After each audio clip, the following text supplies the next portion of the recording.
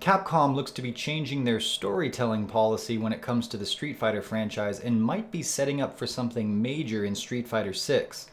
The CPT event in Japan played out over the weekend, and we saw a very small use of V-Shift, but a very big change in the pacing of matches. And then finally, we have the biggest Rose fan in the world talking about Rose here on this week's episode of the Event Hubs podcast.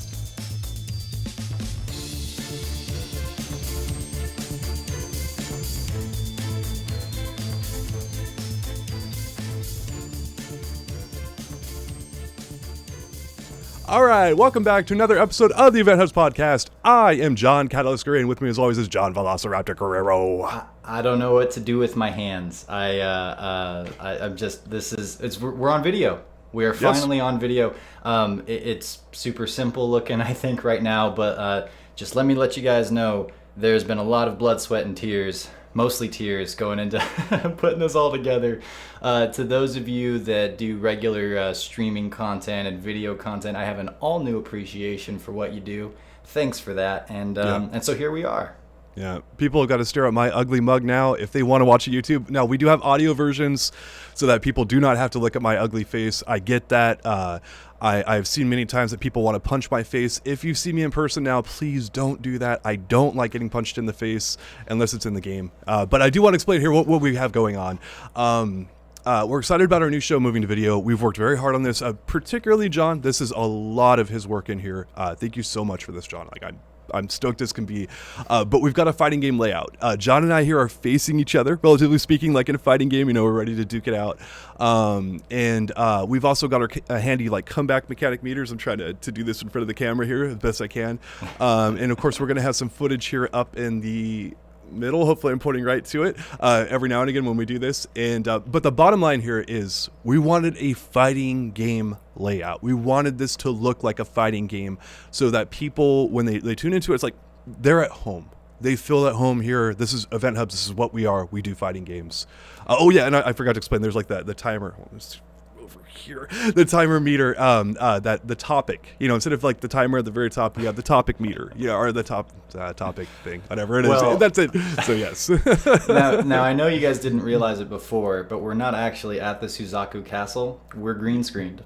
Yes. as I'm sure all of John's movements and such have very, very much highlighted. But, this is actually the first time I've really delved into all this. It's not going to be perfect on that front either. We're having fun with it. We're working with, I have a pretty small space to do it in and such too. So we're figuring that kind of stuff out too. So forgive us for the little, rough edges and whatnot. But hopefully, like what John was saying, we're trying to bring you something that people haven't really seen here yet. And a podcast set up like this with the video and such, hopefully it's fun for you. I think it's fun. Yeah. I'm having fun already. Yeah, there we go. And the show's look is going to evolve over time. We're starting off here. We're going to have some new bells and whistles over time. Maybe John and I will be spinning our comeback mechanics at each other.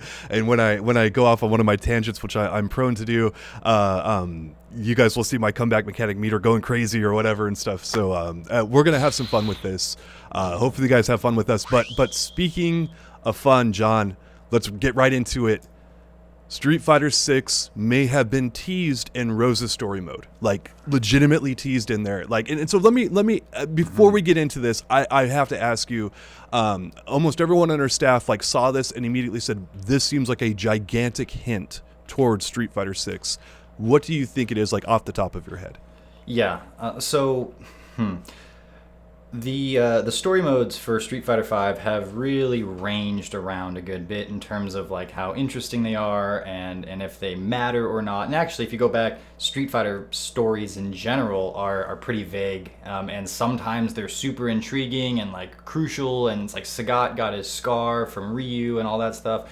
And then sometimes they have multiple different tellings of them and different significances, and they retcon stuff. And so Street Fighter story has never been all that held together, but it has been intriguing. And they, because it's a fighting game, they often branch out in a whole bunch of different parallel directions where if this character won, this is what happens. But if this character won, this is what happens. And if this character, but then, there's only one canonical forward moving, theme or story and such, and they don't necessarily clarify that all the time. Anyways, it's crazy. And then in Street Fighter V, everything, and the developers have said this, everything is in the same universe on the same timeline. They're not interrupting each other with alternate timelines and such. Now, some of those are, things like Abigail farting a whole bunch. I don't know what super deep meaning or, setup that is, but Rose's is incredibly intriguing. And I guess, generally speaking, it is a Terminator-like time travel sort of setup where Rose sees some kind of catastrophic event that cannot be changed, and gets to the conclusion that she's going to have to go back in time to change it and go back to, was it Zero or to Alpha, basically zip back to the Alpha days on the timeline to fix it. And it doesn't have to do with Bison. It doesn't have to do with Nikali, who was super set up to be this game's big boss and big threat. It has to do with G, whom we know is a boss character, but only in quotation marks. He hasn't had too much in his story and development. He's just been mysteriously benevolent, but with that sort of underlying, like, there's an extra layer to this that we all need to kind of be aware of. Apparently, he's the big bad guy who's causing this catastrophic event. Rose is going to have to go back in time. And now, maybe that's the last little bit of Street Fighter V that we have here, because we all know that the game's coming to a close. This current season was probably not originally scheduled, but probably in Street Fighter VI territory in terms of when Capcom expected to be to rolling out the new game. But here we are. We have an extra season. A big change this drastic seems like it's definitely going to flow into the next Street Fighter game, where the story continues and evolves. And so the setups here, the implications are going from Abigail farts a whole bunch, haha, funny, to this altered sort of timeline where everything's together and they're setting up for the next game, is a whole new approach to storytelling from Capcom that is, if I might say so, like, it's awesome. It's great because they've been so disjointed in the past, and NRS sets a bar and actually does this almost sort of exact sort of thing back in Mortal Kombat 9, which just celebrated its 10th birthday, by the way, and where they go back to the beginning of things and they sort of change time. Now, is Street Fighter sort of stealing from that? It sounds like it, but... Yeah, let me set this up for our audience out there. So as you mentioned, Bison is basically destroyed in the Street Fighter V plotline. And he's been destroyed a bunch in the past, and he always comes back with a new body. If he's in the game at some point, that's going to be no shock. But as you mentioned, this is mostly based around Gil, I think Gil anyway, because that's where the plotline heads, right? Gil is like the new... Messiah type figure, and he wants to unite the best fighters on the planet, or kind of do whatever with it, right? Yeah, and steal Dudley's car, but also there you go. Yeah, and Elena wants new friends from the... See, but it proves our point. Some of these stories are like not like the others. So anyway, so Rose feels some kind of other energy or problem, and Oro feels it as well. And Rose and Oro are two of the most powerful characters in Street Fighter lore. Rose is like the equivalent of Bison power, and then Oro is like the most powerful thing ever, or whatever. Anyway, the power is not necessarily evil; it's just overwhelming in its nature, and that actually is a cue. I should say a clue towards Gil, because Gil's not necessarily evil; he's just kind of like a benevolent, very all-powerful kind of like angel type thing, right? Who wouldn't mind like doing a Thanos sort of wiping away of half the population if there's more to be gained in the overall in the future? But that's where you kind of get into, like, you can kind of put him as a bad guy once he starts doing stuff like that. So that's the kind of good guy that he is. Yeah, there you go. And so Rose goes and challenges G, and then she defeats him and says, okay, this is going to lead to the end of the universe and the Earth and all that other kind of stuff. And then Rose and Manat always constantly refer to G as the Fool. And that card actually in tarot cards means beginnings, innocence, spontaneity, and a free spirit. And it's kind of interesting because this isn't a card for someone who's well-grounded and aware of everything going on, and that actually matches up really well with G. He's super arrogant, and he's all about, Earthlings and everyone uniting under him, and some parables that are going to get me in trouble if I go much further. But regardless, G is very interesting, right? So who's behind G and who's using him is kind of up for debate, because it's very clear that it's not G necessarily himself, but kind of the person behind empowering him, according to Rose's story mode. You have a question on that? I did not yet. Oh, because you can tell, because you can see I my have a video, face. Man. Yeah. Leveling I got up, you right in baby. front of me. 10 points. So I had not garnered that it felt like G was a puppet, but maybe I missed something there. Do you, off the top of your head, remember the detail that made you think that? Okay, well, Q is one of the boss characters of Street Fighter 3, and is Q basically manipulating G, or did he train him, or did he do whatever and kind of set him up as like a puppet to maybe distract from Gil, or to do something like that? Because we know where the plot line is going, and it doesn't have anything to do with G. It has everything to do with Gil. Everyone is tied to Gil as the plot line goes on, and so you would ultimately have to think that I don't think Gil's a puppet. He's too damn powerful. He's too amazing to be a puppet. But G makes sense as like a puppet, maybe from Gil or someone else, maybe Q, something like that. But basically, it's set up because when you have the full card and tarot cards, there's some meaning to it. And Rose and Minot, like their diagnosis or their prophecies, whatever the hell it is, they're not always dead on, but they have some truth to them. And so there's some reason there that G is set up as the Fool, even though he's maybe not readily apparent for it. Okay, so then Street Fighter V's story, where it exists right now, without the time travel aspect of it that's coming, is still set before Street Fighter 4 and before Street Fighter 3, correct? I'm sorry, what was it? Street Fighter V on the overall timeline is before Street Fighter 4 and before Street Fighter 3, correct? I think it's after Street Fighter 4, After but 4? before Street Fighter 3. Okay, yeah, fair enough. it's weird, yeah. The only I didn't even need to bring up Street Fighter 4 there. My point was Street Fighter 3 comes after it, because it's the latest on the Yes. timeline that we have so far. And there's a whole story there with Gil being the bad guy, or the final boss and such, and Bison's gone and whatnot. Now, if we're going back in time now, though, and there's all of this hullabaloo with G and such, and you're right in that, like, well, when we get to Street Fighter 3, Gil is the only one in the picture, and he's the big baddie, and G's nowhere to be found. Do you think that they're going to try to connect the dots from where we are there, or do you think they're kind of going to scrub what happened in Street Fighter 3, because now we're going back and then like hopping over to a different timeline, and then once we get chronologically to when Street Fighter 3 was going to happen, it's this whole other story? Or Yeah. do you think that they went back in time, and that what happens in Street Fighter 3 is just on that timeline, and it's, oh my gosh, why are we trying to do John. this with Capcom storytelling? I've gone cross-eyed. John, the answer to all of your questions is yes. The answer lies in the heart of battle. I think you No, just need to stop thinking about it and start fighting, because otherwise you go crazy. They're going to do all that stuff because, okay, so what happens is basically if this timeline continues as is, this is, we're on the official timeline. We haven't branched out into the Zelda Mortal Kombat timeline yet. That has not happened yet. It's coming, right?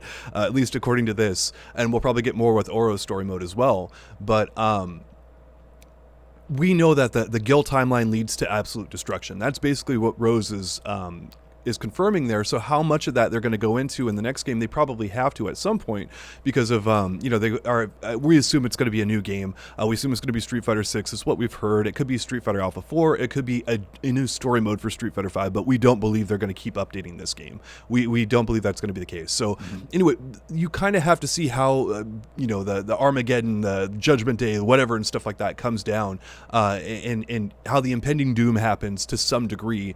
You lose the weight of it. So hopefully Capcom as storytellers realizes they need to have like the destruction of everything, whatever that means. And then Rose will branch off and Marty McFly off into, the 1960s and, do all her stuff and whatnot. It's like Rose has to go to one time, and then, Ryu has to go to another, and Tony Stark goes to a third, and if they all complete their respective tasks, then they can... the time travel is stupid, by the way. I've come to this conclusion in more recent times. I've grown up with a bunch of time travel stuff, right? And Back to the Future and Terminator and all that kind of stuff. Hot Tub Time Machine being the best of all of those. But over Back to the Future? Yeah. Easily. Hot Tub Time Machine? What? No, I'm being facetious. You should be able to tell that by the video feed. No, dude. Well, Hot Tub Time Machine is really underrated, but let's get back on subject it's anyway. Pretty good. It's really the joke underrated. With the guy getting his arm cut off, you need to go check out Hot Tub Time Machine, guys. Crispin Glover is in both movies, so yeah. Yeah. So, oh yeah, it is, huh? Anyways, of George of the Jungle fame. Anyways, so the whole thing is just it's silly, and it doesn't make sense if you dig into it too far. I don't think there is a way to make it make sense with human brains, because if you go one way of time travel, then you have these problems. If you go this other way, then you have these problems. Is it all in one big timeline, or are there many ones? And then yada yada, and it doesn't compute as far as we can tell, you know. So you have to tell the story to a certain extent and then say, okay, no more questions, here it is. And it's like, you know, they did that with like Terminator, right? Where I mean, people that dig into it go, yeah, it obviously doesn't make sense, but we were contained, you know, in this segment of it and entertained by it, and it achieved its purposes for storytelling. So fine, fair enough. But man, if you're giving this storytelling device that doesn't actually work to a development company like Capcom, I'm sorry, to storytellers like Capcom, that's a recipe for utter chaos that could bring about the end of the world. We're gonna have to go back in time before Capcom got their idea to go back in time and stop Capcom from going back in time. Okay, so my counterpoint to that is they clearly have good single content people working there, single player content, because of Resident Evil. Resident Evil generally has a really good single player thing going on. I know the Devil May Cry games are well respected for that as well. They have the talent to pull this off, and especially with Ryozo Tsujimoto, he's very high up there on the ladder. He runs the fighting game department now. They have the proper people in place to do a good job if they put the proper resources in. And then it's Capcom too. If they don't have the proper people there, they'll hire an outside company to go in and do that for them. They did it with aiding, with Ultimate Marvel 3. They had a bunch of internal staff, but they also needed to outsource some of the stuff here, and they did a great job with it. Now that wasn't, you know, that was like, you know, the gameplay engine, all that kind of stuff. Same thing with Dimps and Street Fighter 4, and I think Street Fighter 5. They will outsource to other people that can do a great job with this. I mean, you know, I mean, NRS's people, like, you know, just, but maybe on speed dial, something like that. I mean, I don't know, you know, but I did want to mention that I love that you brought up the Terminator games or Terminator movies, I should say, in terms of. I think there were games first, and then they made movies off of them later. But the right and the wrong way of doing things, basically, right? Mm-hmm. And Terminator 1 and 2, they do time travel, they do all that stuff. It works great. And then after that, they tried to do so much of it, it fell to pieces. And I think that's kind of actually what's happened with the NRS stuff, where it's so convoluted now and so hard to find, but figure out what's going on. But with the first one, Mortal Kombat 9, and then maybe Mortal Kombat 10, it was pretty cohesive, it was pretty decent, and then it just like got bat crap crazy, right? You should clarify so that you don't get pitchforks and torches that Mortal Kombat 10's story was not necessarily very good, but maybe they did a good job of time travel in it, or unless you think Mortal Kombat 10's story was good, and then he's John without the H. Don't confuse us. I think it was mixed more so, but I guess 9 was really well received. So, but anyway, you could do so much time travel, and going real quick back to Back to the Future, Marty McFly and Doc Brown talking to each other and having interactions is the whole point of the thing. Like their chemistry, the way they play off each other, that is the huge basis of the entire movie. Their friendship, their companionship.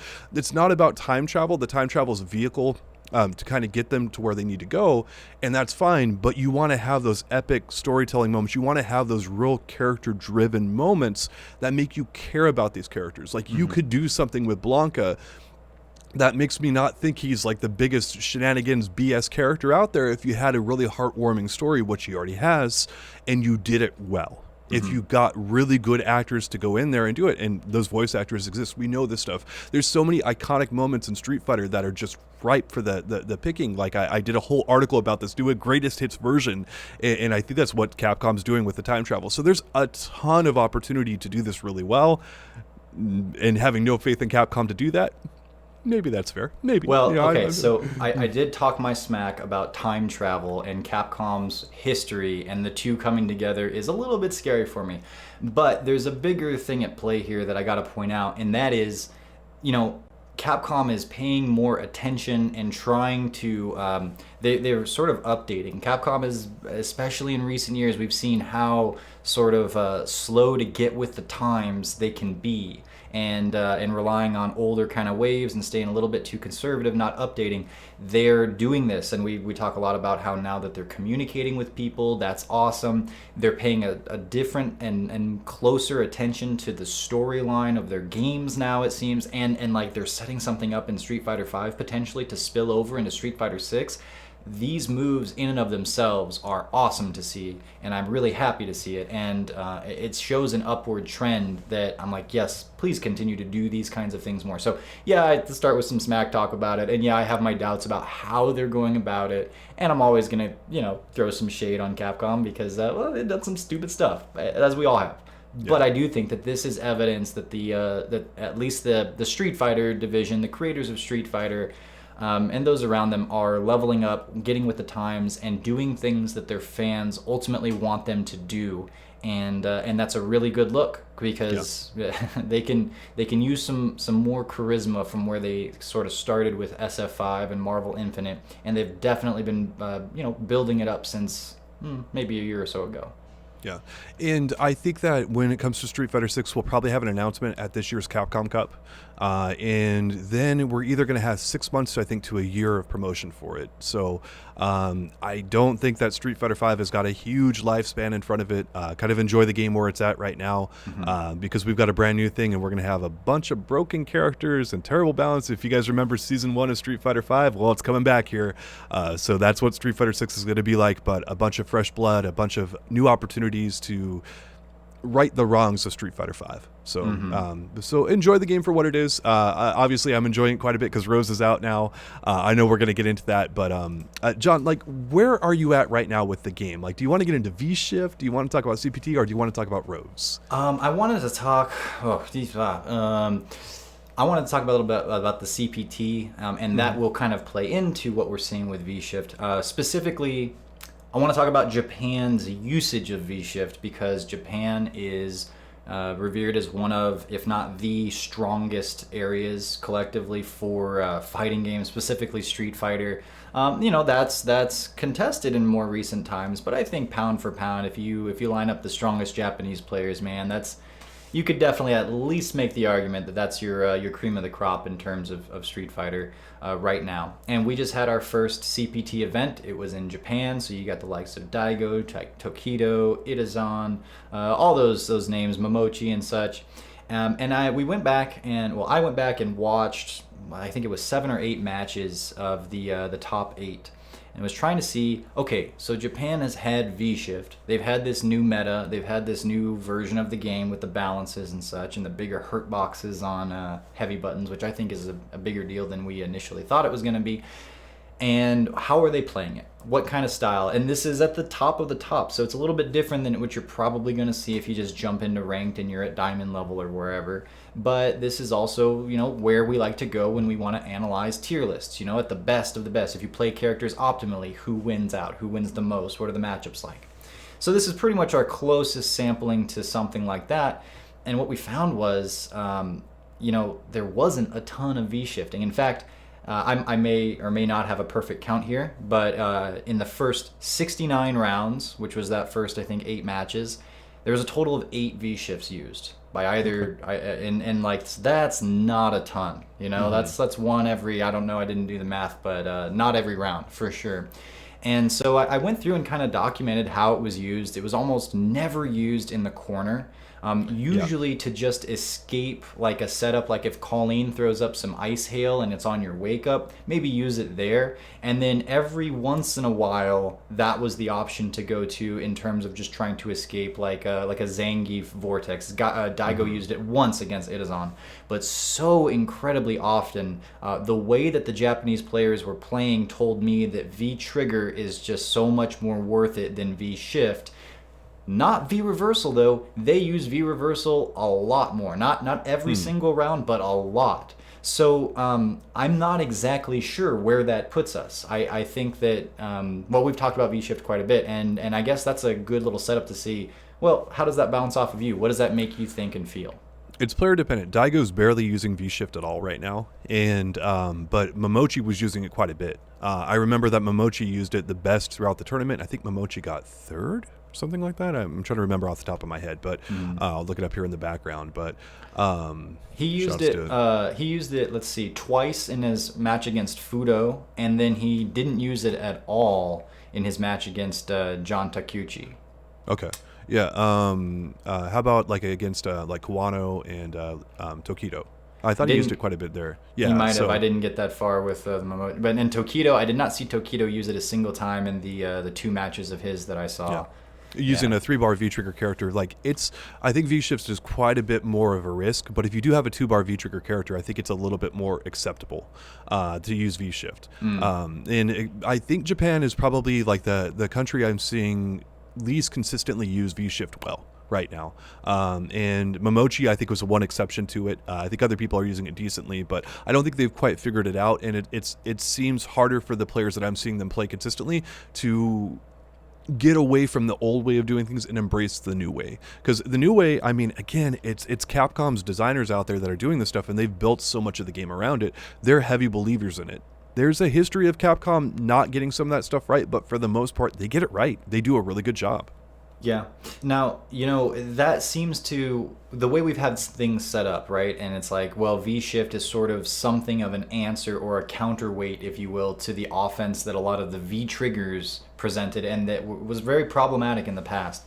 Now, even though we didn't see a ton of V-Shift used in the sample that I took here, and like you're saying, Japan's not using it as much, the rounds are going way longer. And yes, V-triggers are still a huge, very important part of the match, but we're seeing so much more in the way of footsies. Like, people are just dancing around, and for like 20 seconds, there will be like no contact. It'll just be, footsie play and trying to whiff punish. A lot of buttons just seeing that are just put out there to check forward advances or to check whiffs, that may or may not happen.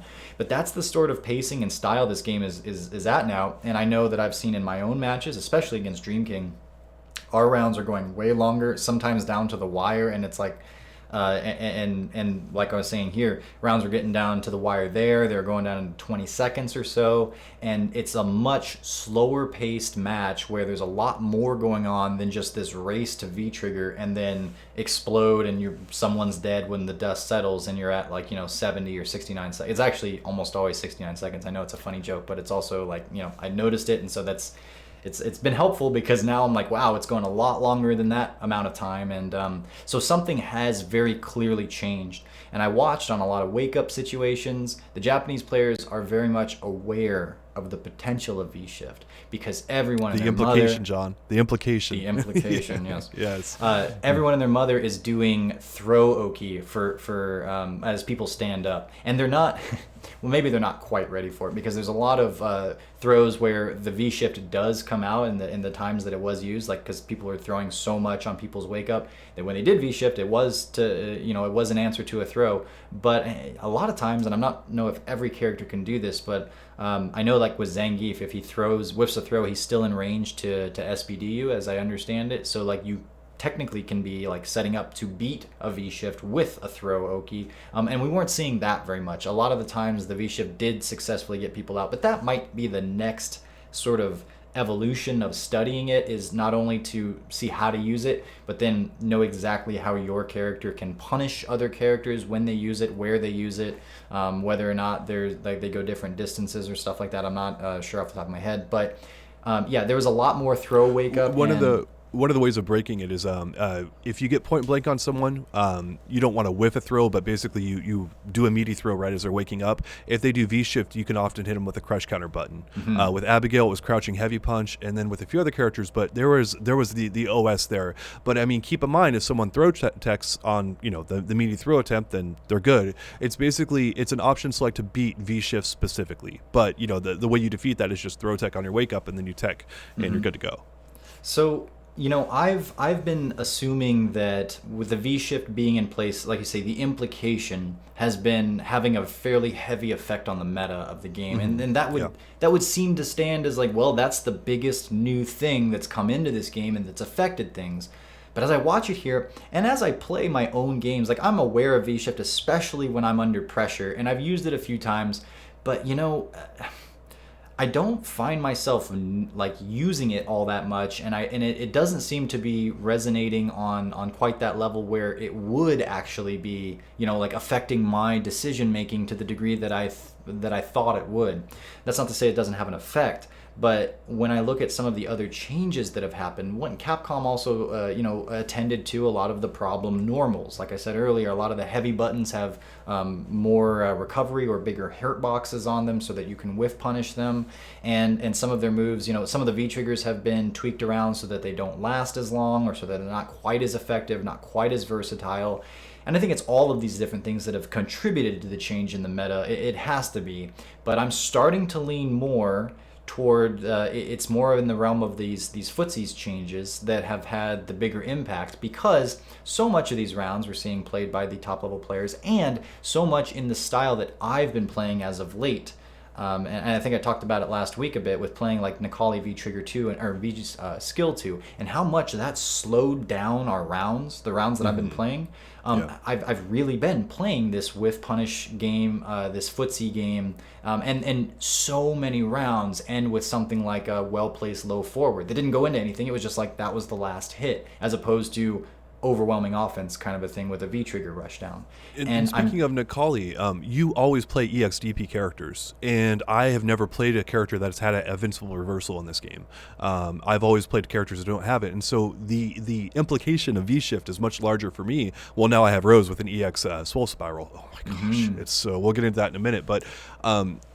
V-Shift is a bigger deal for me because I've never had an EX reversal. You have yet to play a character in this game, as far as I know, that does not have an EX reversal. Honda would be kind of the one exception to that, but even then, you only played him for a little while. Well, and it's just like, kind of, but you can use that EX headbutt in semi-EX reversal ways, and I will.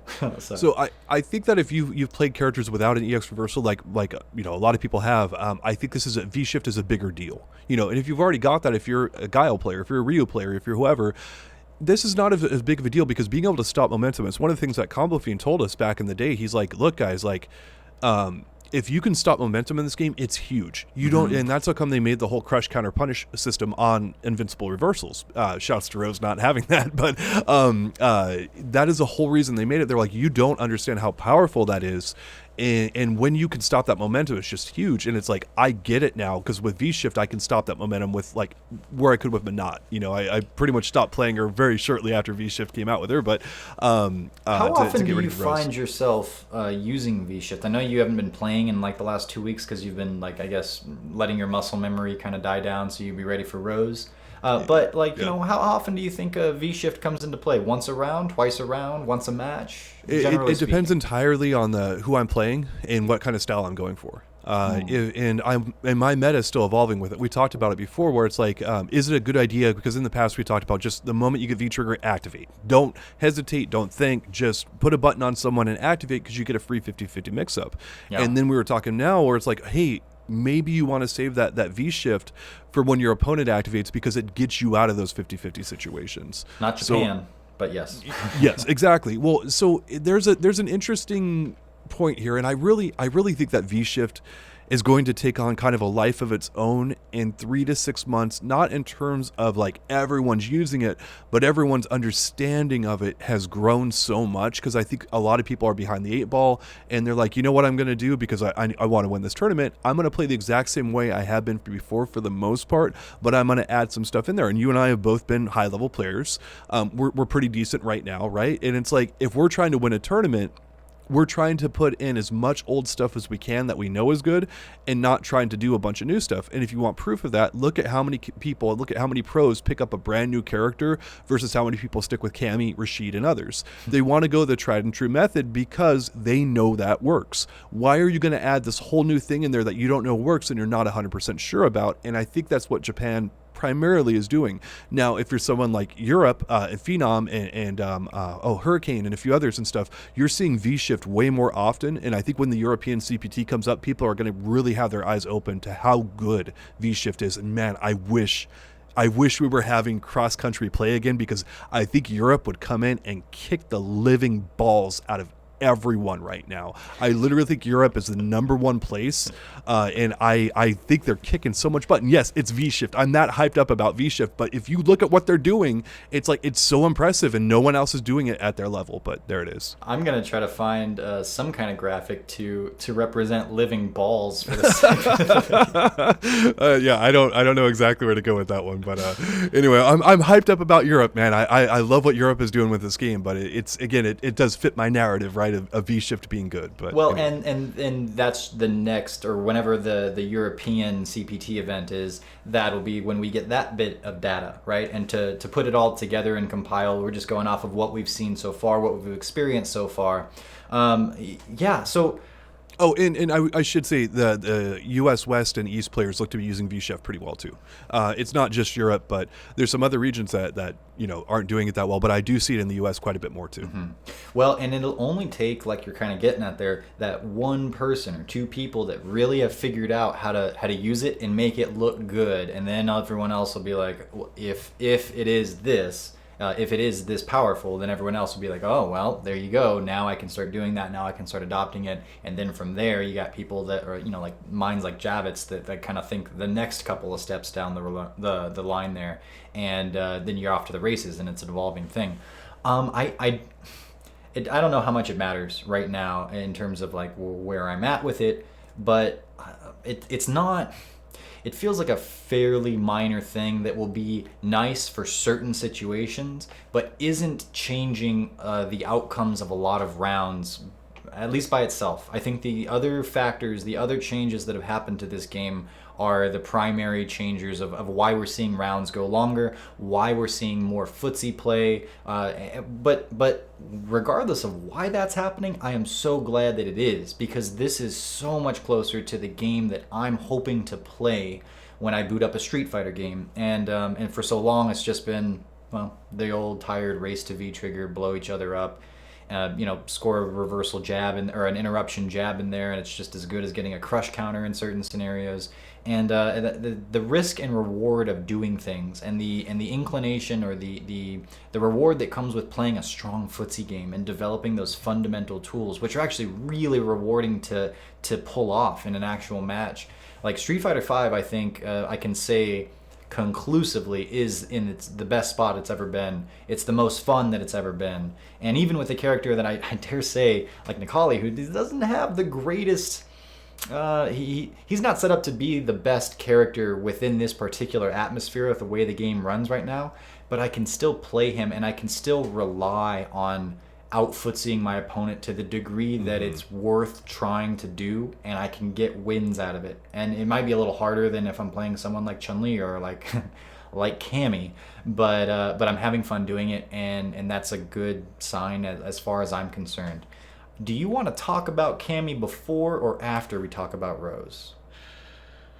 Can I vote no to both? No, not talk about her at all. Cammy. Let's talk about her now, because she won the CPT. Exactly. Mago won with her, and it's not September, so obviously Mago is not a very strong player, and if he's winning, he's being carried by Cammy, who's broken. Okay, we're done with Cammy. What do you want to talk about next? Just kidding. What do you have to say? Yeah. No, now people can see they can hear my groans in the past. Now they can see my reactions to Cammy when she comes up. Shout outs to Demon Curse in the comments, because man, I love that guy, because he's so universally, Cammy is the best thing that's ever existed, will ever exist, and could ever exist. It's just, she's the best thing. She can do no wrong, except for she's the dumbest freaking character in the game. Capcom, what the hell were you thinking when you left her intact? Look, this is nothing on Mago. Mago's a great player. He won CPT events in the past. It's just, why do you have a character that stupid, that easy to play, be that good in this game? That is my issue with it. I had issues with Nikali in the past. I have no issue with him now. Nikali is very well balanced. He's actually a fun character, relatively speaking, to play against. Bison, I'm a little less unsure of. I'm not sure if Bison's still terrible, but when you and I, and Dream King have ran sets now, and I play my Bison, it's not the BS that it was before. It's still Bison BS, but it's not a 12 out of 10. It's like a 8 out of 10. I don't know if that's still too good for what Bison is, because I play him. I know he's easy to play. Shouts to 420, because you can go in there and do some extracurricular activities and play Bison at a super high level and be just fine. So a that's super high level. There you go. 10 And oh, we're gonna need a graphic up there or something, right? But anyway, No, you're not supposed to do that in YouTube. yeah, there you go. But I digress. Cammy is the worst of this right now, and she's hands down. We've had issues with this. It's any character who's super easy to play should not be inherently that great. Cammy might be one of the best characters in the game. She's at least top 10 if you ask me. It's some people have her top 1. I mean, I don't know. A lot of people have her top 1. They've got her, Rashid, Urian up there. I haven't seen the power of Rashid firsthand yet. I don't disagree. We didn't see much Rashid in the CPT, did we? Yep. Yeah. John Takeuchi's he's over to Cody now. He busted out Rashid to play against Zangief, which is a really good idea. Zangief has certain really bad matchups. Like, I don't know how Rose is going to do against Zangief, but I think really well. Yeah. But that might be a matchup that I always kept Minot in my back pocket. And Minot is not a pocket character. She's incredibly hard to play, but that one match is not overly hard to play against Zangief, right? Yeah. So anyway, but that's Rashid and Zangief as well. That really favors Rashid. But anyway, he played Cody besides. So I definitely think the luster is off of Rashid, and I think some of the legacy feelings that we kind of have towards him, I think that's getting him as high up as he is. I do think he's a worse character. Again, why would you drop Rashid in the past? John Takeuchi had never dropped him before. Why would he, drop him now unless he's worse? So right. Yeah, and so do you think that Cammy's going to be the one that we're going back to talking about? You know how we've talked about Akuma's Air Fireball, Rashid in past seasons being the sore thumb of being way too good and like, hey, this needs attention. 2 questions. One, is she the one for us this season thus far, as far as we can tell? And then 2, is it to the same degree, do you think, that Akuma last season was, for instance? It's the same degree. Like she's no, busted, it's definitely not. Okay, so it's relatively better. Things are cinched up generally, but maybe Cammy is still like the problem now. And if there's a problem, and more specifically, it's like there can be a top character in the game. There has to be, but should that character be as easy to play as Cammy? That's, I know your argument there, and I don't disagree with you. And then 2. I actually disagree fundamentally because it's something Combo Fiend told us. He said, and again, Combo Fiend was a very big battle designer at Capcom. He helped out a lot with the production of the games. I don't think his official title was battle designer, but he did a lot of work with the gameplay. That's a way of saying it, right? He said to us back in Ultra Street Fighter 4, he's like, who's the number 1 character? And I think back then it was Arcade Edition we were still talking about. So we're like, yeah. And he's like, okay, I don't want it to be that way anymore. We don't want it to be that way, I should say. At Capcom, we want the number 1 character to be ambiguous as we can get it. That is ideal. So yes, ultimately there should be a number 1 character. There's going to be, but as ambiguous as you can make that is really ideal for your game, because it just means that the balance is up for debate. And that means that there's it's fighting games. There's always plenty of stuff to find, but if you have a hands down number 1 character, it's not ideal. Yeah, I agree. And they shouldn't be, well, I guess this is encompassed in what you just said, they shouldn't be such a head and shoulders above everybody else. And would you say Cammy feels like she's there now, or her only real problem is just how easy she is to play? My real problem with Cammy is how easy she is to play. It's to get the same exact benefits like with Minot, I have to work 20 times harder. And the comparison I use, and I'll say it flat out, Cammy players are playing checkers and a lot of other characters are playing chess. And you don't have to think that much to play Cammy. And you can rely on your reactions. You can rely on a bunch of other stuff. You don't have to worry about the execution and the problems that most other characters do.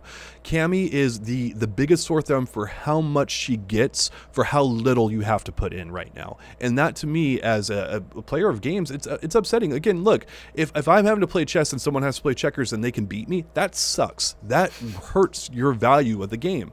And not everyone's going to agree with that, but in my opinion, that is very much been the case, and it's why I've been okay now with Nikali, because they're like, look, let's reduce his power level down. You can still play footsies with him, you can still do all this stuff, but he's not great. He's good enough, and that's fine. Like, Nikali is a really good balance point for an easy character to play. He's mid-tier, not a problem at all. So cool. All right, should we jump over onto Rose? Yes, you the biggest Rose fan in the world. You got your character after having her delayed for who knows how long. She's now in your hands. What's life like now that the promised land has come?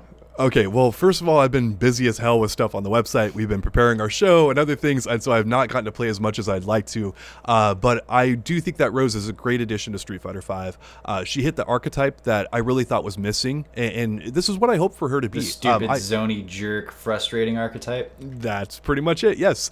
Because mid-range zoners don't really have a good presence in this game. There's a handful of them. You've got Guile, you've got Poison, you've got Manat, and you start running out of characters that fit that archetype who are good really quickly. Now there's Ryu, right? There's a few others that are kind of getting in there. I asked for Rose to be a mid-range zoner kind of sorcerer character, and that's exactly what she is. She's very technical. She puts a lot of crap on screen. I would right now say that she's probably top 10 or top 5 in terms of how difficult she is to play.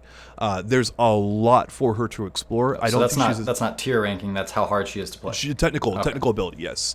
That is Manat's number 1. If you told me Rose was number 2, I would be like, maybe, kind of thing, but I probably have Poison and someone else up there. But she could be top 5, she could be top 10. She is pretty darn hard to play. And now in terms of her tier ranking, though, what you just mentioned, I don't think she'll be below mid-tier. That's what her basement is, if you ask me. So somewhere in the top 20, top 25 range, as I think is what her basement. In terms of her ceiling, I don't know. Maybe she could be a top 10 character. Like, I would think more like top 15 is kind of like the highest she's going to get up there.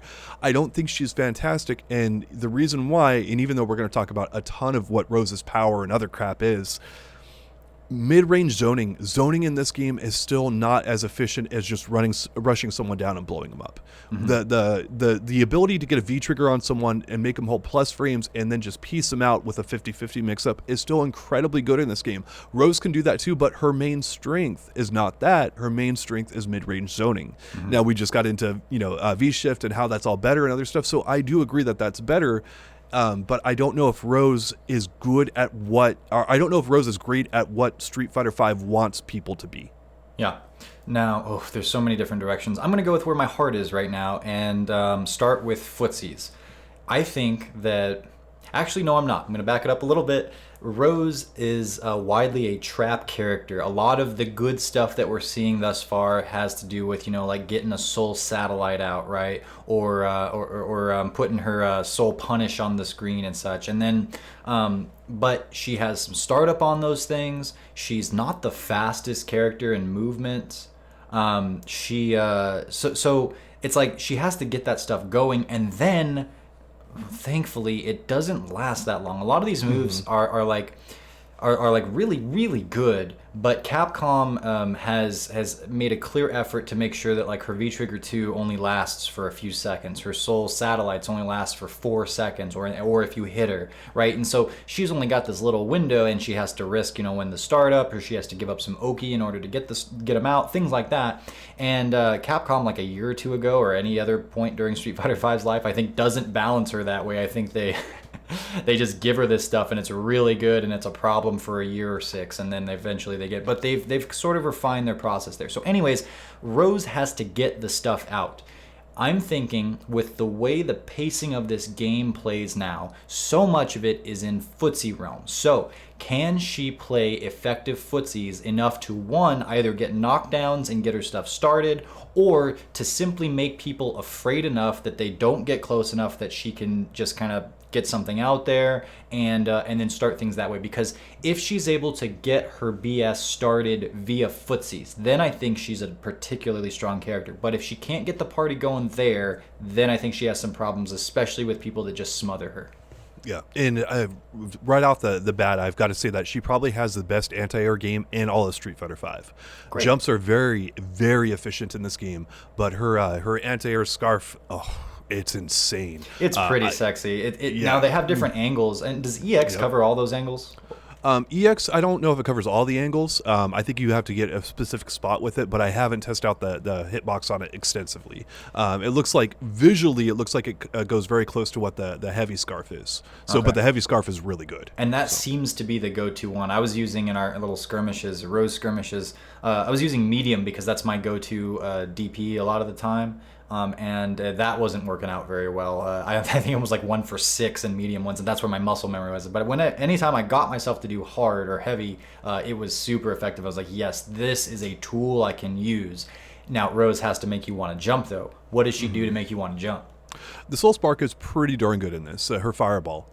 You were seeing it as well. You toss a lot of projectiles. How did it feel actually to you? I'll turn it right back over to you. Like as a projectile tosser of Ryu, Guile, how did Rose's fireball feel to you? Yeah, it was pretty good. I think it's like 13 frames of startup, which actually might. Yeah.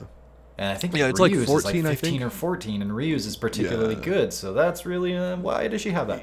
It's mostly on the recovery that it is. So her light Soul Spark is 14, medium's 20, heavy's 27, and then EX is 14. Yes, I've got the frame data up in front of me. Yes, I keep it open at all points and times, as people in the comments have pointed out to me. It's his screensaver. For sure. I literally, I never, yeah.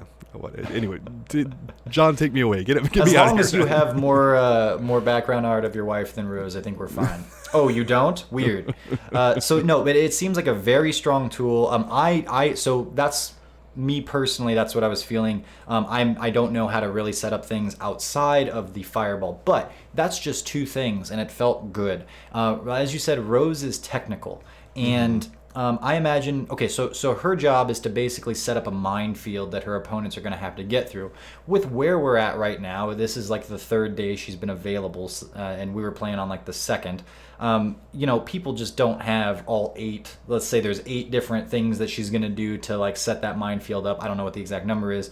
I was using 2, and I was using 2 without any muscle memory of even how to do the right ones, right? And it felt like there was potential. So fast forward a few weeks, people now have muscle memory down to setting that minefield up using all, however many, 8 we'll say, of her moving parts there that can all serve their own purposes and all work to manipulate you and all be buffed by the presence of each other. That could go into some pretty scary territory pretty quickly. And so her ceiling to me feels scarily high. And it might be the kind of character where she could crack the top 5, and I don't want a zoner in the top 5, man. It's just not. You played Gouken, no, but you played a low tier Gouken. Yeah, so was explain Gouken that. in No, the top 5. Yeah. No, explain that. Why don't you want because you are the biggest. I mean, you're not really, but you're the biggest hypocrite ever, John. Like I could see the comments going in there. You played Gouken. How would you dare? And a lot of the people that would, I hear Chris T's voice in my head. Gouken's broken, bro. And Driftwood, who I would play with all the time, would say that kind of a thing. You know what? You guys felt like he was broken because of how I was using him, is what I'm going to say right now. I like how you looked into the camera and did that too. You're like, suck it. Yes. That's all right. But I it's fine. But if Rose is running rampant like this, that doesn't sound like a very fun game to play for most people.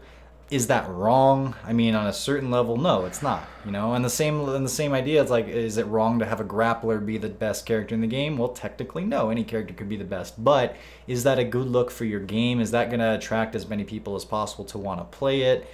You gotta dance with both of these poles and sort of find a happy medium. And with Rose, if everyone's just getting super frustrated the whole time, then a lot of people are gonna leave. And you know what? They're gonna react to their more immediate emotions, and she's gonna make people frustrated. So it's like, don't make that the best thing in your game either. We talked about having the simple Cammy stuff not being the best. Should you make the most technical crazy zoner the best either? Maybe not. So. We saw this with Minot. This was season 3 Minot. She was not the best character in the game, but she was so oppressive. She had oppressive matchups. That's one of the biggest things I think when we're talking about this stuff is polarizing characters. Mm-hmm. And some of the most polarizing characters are like Zangief, Dalsum. Minot was in season 3. I don't think she is anymore. But they have polarizing matchups where a lot of their matchups are like 7-3. If you look at Dalsum and Zangief, that is the history of their matchups. They have their 6-4s and other stuff and 5-5s, but they have way more 7-3s, 8-2s than anyone else in the game traditionally. And when you make those characters really strong, those matchups can get up into the 9-1 territory or, the 8-2 territory. They can get really bad. Mm-hmm. And that just means, like, I remember back in Street Fighter 4, shoutouts to Matchup Fighter 4, I remember, like, some people would say, like, the moment I see a character, come up with, like, you're getting ready to play the match, and I'm getting ready to go make a sandwich because that's how involved I want to be with this. Abel versus Akuma back in like in Super or Vanilla. And so I get what you're saying there. I don't know if it's 100% the case with Rose, but that is not lost on me. Yeah. And I'm actually very happy with where Rose is at because, one, I always love playing mid-tier characters. Manat is literally the highest tier character I've played in a modern fighting game that I can, Rose eventually got there in Ultra Street Fighter 4. She was like top 10, top 15, somewhere around there. She got there, but I typically play mid-tier. That's what I enjoy playing because I like having under-the-radar characters. So Rose, like, on every level is doing it for me. Yeah. Nice. So now I want to clarify though. I don't think she's necessarily going to be top 5. Right. That's like kind of worst case It's just scenario a bad from idea. what I can tell. A bad idea for a character like that to be that way, right? Right. So now let me ask you: is it okay? Do you think it's okay for a character like Cammy to be as good as she is? No, I see where you're coming from, and that's frustrating too. You got to balance how fun it is for someone and how easy it is for an individual, but then like how much of a frustration comes out as the equal and opposite reaction from that. And you have to tape, or you have to have a limit to both sides of things. But no, I'm pretty in agreement with you in terms of Cammy and her ease of play and her abilities there. That makes a lot of sense. And in modern times where you can update these games relatively easily compared to how they used to be, it's like, well, we can make these kind of complaints and we can make these kind of asks because you can do it, and it's a game as a service, so do it. And also I'll just say, as far as Rose goes, my gut reaction is like maybe top 15. So with what we're seeing so far, but it's very early, and we'll just see. I know that Luffy's early reaction, everyone's wondering what he's gonna say about it, as like the Rose, the top Rose player of Street Fighter 4 and such, winning Evo with her. He said, "I'm not so sure she's gonna be tournament viable, but we'll see." So. Yeah. And just to list off some characters that we do think, and for myself and John can chime in on this, that like we're very comfortable with being high tier in this because we understand that they fundamentally really have to earn it. That's a very important thing. And that would be characters like Poison, Karen, Chun-Li, Guile, I think Manat, Colleen. Those are kind of the characters that, like, I just said, like, you got to be careful with how good Manat is, but I don't think she's in a terrible spot right now. I realize she's annoying, but I mean, she's probably a top 10-ish character, but I don't think she's top 5, right? And some people even have her like mid-tier right now, which is bonkers to me. But those are some of the characters that I'm personally very comfortable with being, top tier or high tier because they're rewarding to play against. Like, you feel like if you got beat, right? Like, it's I don't want to win button. So we're not so much talking about character types, because we were just saying like maybe don't have a zoner be the best in the game, and Guile's a zoner. Yes. So is Manat. But you're saying with where their balance is, regardless of their character archetype, where their balance is, they're at an acceptable place for what they are. That's exactly what I'm saying. Do you agree with that? Do you think that's a pretty fair assessment that there's certain character types, like I hear very few complaints about Karen. Now, if you played Mika, I heard complaints all day, but for most people, they're like, if I got beat by Karen, she earned it. Yes. Like it's rare where a character like Karen has, the hate level of a Bison or something. So. Well, and that comes down to the fact that so much of Karen's gameplay is more honest footsies. Now, I know that that's already going to get a reaction because, like, is she honest? She's got an extra frame to confirm her Tenko, or just frame Tenko and whatnots, and then that's a big deal, especially at higher levels with hit confirms and such. And maybe she has too much reward off of that. That's certainly up for debate, and you could talk about it. But at the core of it, she's playing a footsie game that requires her to thread some needles, that is like, well, if I'm going to ask this of a player, then I'm okay giving them this much of a reward and having their ceiling be that high, because that's really interesting. Like, that's when we sit down to watch competitive Street Fighter. We're not sitting down to see if Itazan can flip a coin better than Daigo can. We're sitting there to see who can strategize and use their tools effectively. And if a tool just becomes like, there's there's Karen playing a ton of specific footsies, and maybe she's really quick on her feet and stuff, and so she has some advantages, but she's still got to land that hit, see the hit, confirm into it, and go from there. Versus if you have like a Cammy player who's going to do something like, randomly EX dive kick their way in, and that move by itself just takes care of so many things that the player doesn't have to think about. Again, instead of like balancing what's going on a chessboard, it's relatively easier to balance what's going on a checkers board. And if you're playing chess against checkers, that's not a very entertaining watch. It's kind of entertaining if the chess player beats the checkers player despite their advantages. But day in and day out, seeing that going and experiencing it over and over again, it's like it's not the thing we want to play, and it's hard to articulate the precise details of why that is, the psychology behind it. But I think just even as I say it on this broad of level, there's something inside of you that goes, yeah, no, that is true. At least part of that is true, and that I kind of hold on to it as a fairly foundational thing of what I want when I approach a fighting game and what I don't want. I am really looking forward to Demon Curse's comments now in our on the website. Demon Curse, dude, I love you. I love how obsessed you are with Cammy. Like, it is just, it's the best thing ever. It's like you will go to the ends of the earth to defend that character and everything. And it's like, don't ever change. Demon Curse, don't ever change. Blow me up. Like, be just ridiculous when it comes to Cammy, because if you change, I'm going to be disappointed, man. You're the best. So, all right. Well, John, with that love more? letter to Demon Curse, there's no other way to wrap up the first video episode of the Event Hubs podcast. So I'm good. I'm content if you are. All right, so you guys, please do us a solid. Like us up on YouTube. Do the thumbs up here. Comment, share us, and other stuff. Please subscribe to our channel. Up on YouTube. We're gonna do that. Maybe me and John will do like the Julia, like Tekken kind of stuff where we're up there doing that. But anyway, hopefully you guys enjoyed the first show. Let us know what you think, and we'll be back with you soon. Adios.